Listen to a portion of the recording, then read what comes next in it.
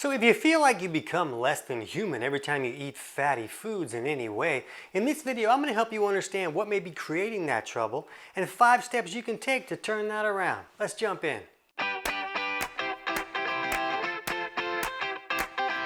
TC Hale is not a doctor and does not claim to be a doctor or licensed in any type of medical field. Don't be an idiot and use anything heard on the show as medical advice. This information should be used for educational purposes only, and you should contact your doctor for any medical advice. Now get off me.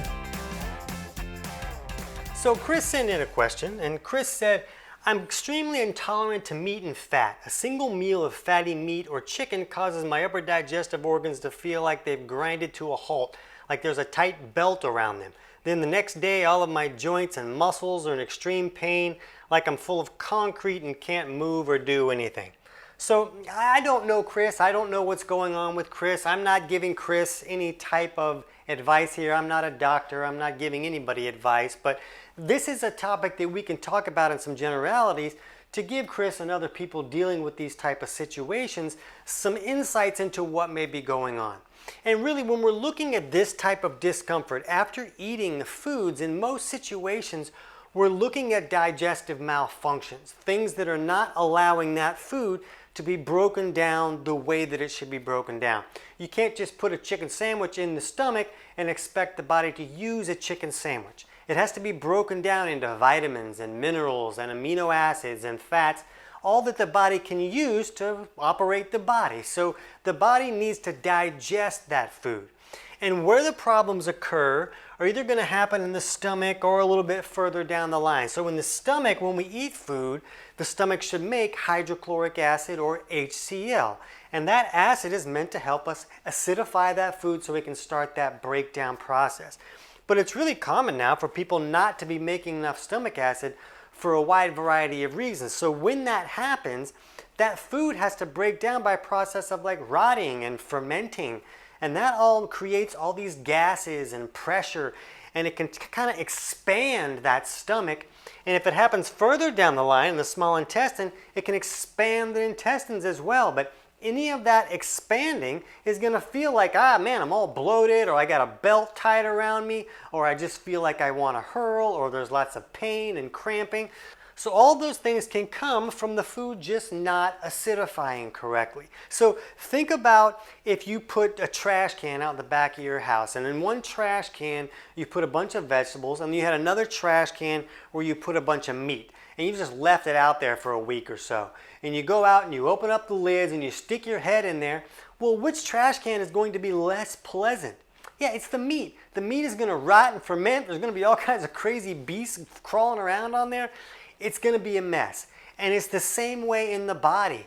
Vegetables are a little bit easier to break down than meat would be. Meat needs more acid to break it down. So if a person isn't making enough stomach acid, they'll usually do better on like processed junk food that's kind of already broken down while it's still in the package. I'm not saying those are better for you. They're certainly not.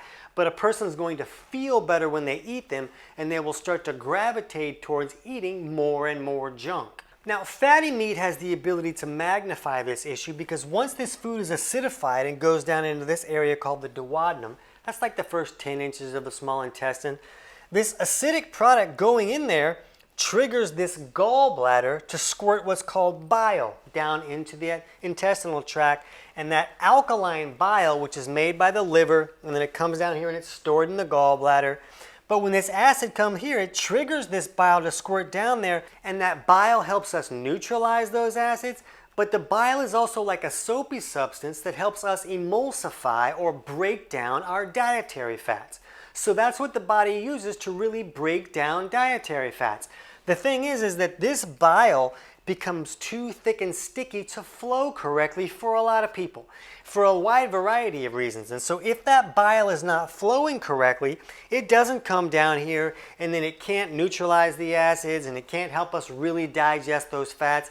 And when the fats don't get digested, they can become rancid in the body and toxic. And instead of giving the body nourishment, when food is not digested correctly in either aspect, either a lack of stomach acid or a lack of bile flow, now that food becomes a problem that the body has to deal with. Like, what am I going to do with this? How can I get rid of this gook that isn't really giving me anything because it's just all toxic and junk? So even if you're eating the best foods, if you're not breaking them down into these elemental nutrients that the body can use, they're just becoming a problem. And that problem can create a wide variety of symptoms. It's also really common to see this if someone's had their gallbladder removed.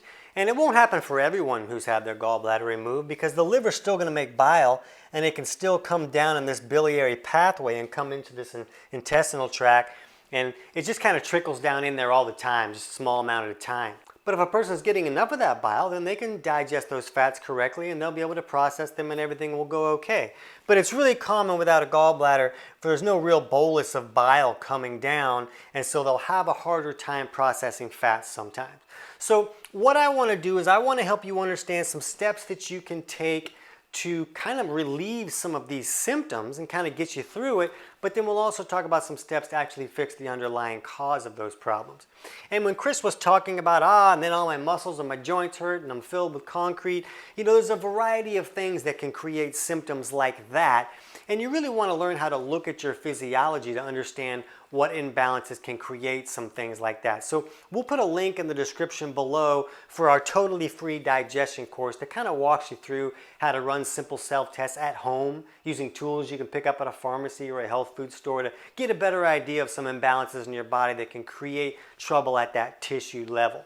But just think about that trash can with all the meat rotting and fermenting in it. That's really a bunch of gook. So if your body has a bunch of gook that it just can't get rid of because everything isn't operating correctly, it can create a lot of problems and a lot of symptoms. So the first thing that we can do is we can supplement with some digestive enzymes, and especially the enzyme lipase.